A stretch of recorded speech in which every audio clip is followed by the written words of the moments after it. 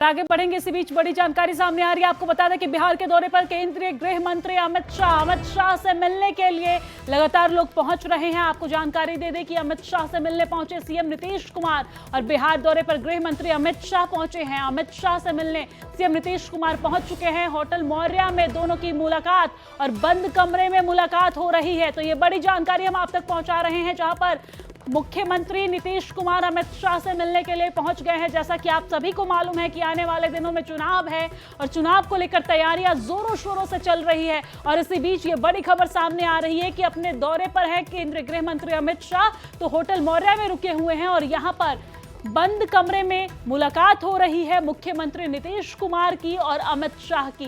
जैसा कि हम सभी जानते हैं कि अमित शाह कार्यकर्ताओं को, नेताओं को जीत का मंत्र देने वाले हैं, लेकिन इसी बीच ये मुलाकात बेहद खास है क्योंकि आने वाले दिनों में चुनाव है और चुनाव से पहले अमित शाह यहां पर जनता के नस को टटोलने के लिए पहुंचे हैं, जनता में जोश भरने के लिए पहुंचे हैं, कार्यकर्ताओं को जीत का मंत्र देने के लिए pहुंचे हैं। लेकिन इसी बीच ये बड़ी खबर सामने आ रही है कि केंद्रीय गृह मंत्री अमित शाह से सीएम नीतीश कुमार मिलने के लिए पहुंचे हैं और इस बीच दोनों नेताओं के बीच बंद कमरे में मुलाकात हो रही है।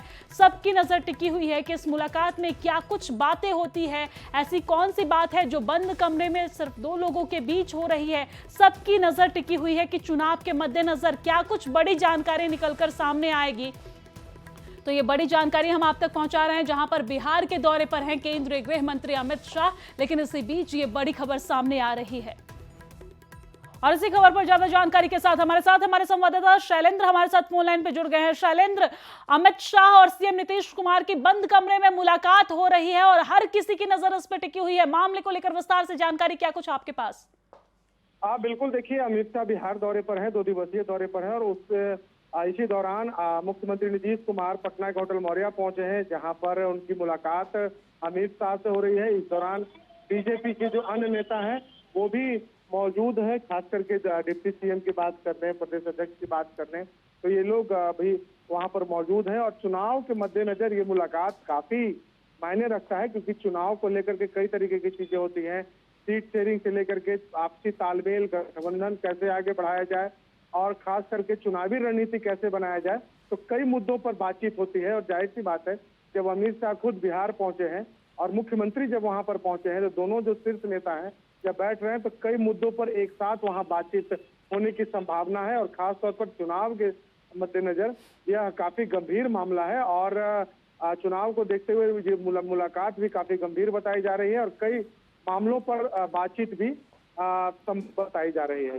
जी शैलेंद्र, लेकिन हम ये भी जानने की कोशिश करेंगे, समझने की कोशिश करेंगे कि वो कौन कौन सा मुद्दा होगा जिस पर बात संभव है। देखिए, सबसे बड़ा जो मुद्दा है इस वक्त एनडीए के लिए, वो एक सबसे पहला और सबसे बड़ा मुद्दा सीट शेयरिंग का है। या हालांकि जो एनडीए के लोग हैं वो कहते हैं कि हमारी बातचीत बहुत आगे तक हो चुकी है, तो संभावना है इस बात पर भी चर्चा होगी। दूसरी ओर एनडीए में के जो सभी 5 घटक दल हैं, पांचों घटक दल का आपसी सामंजस्य, तालमेल कैसे बैठे, ये भी एक बहुत बड़ा मुद्दा होता है। जब आप गठबंधन में होते हैं तो जाहिर सी बात है कि किसी की कोई नाराजगी ना हो, सब लोग एक मंच पर एक साथ कैसे चलें। और जीत के लिए जो अमित शाह की जो रणनीति है, क्योंकि कई राज्यों का चुनाव जो है अमित शाह कराते हैं, कई राज्यों में प्रचंड बहुमत भी बीजेपी को मिली जब अमित शाह ने रणनीति बनाई। तो ऐसे परिस्थिति में जो अमित शाह ने जो ब्लूप्रिंट तैयार किया है, उस ब्लूप्रिंट को अपने सहयोगियों को वो बताएंगे।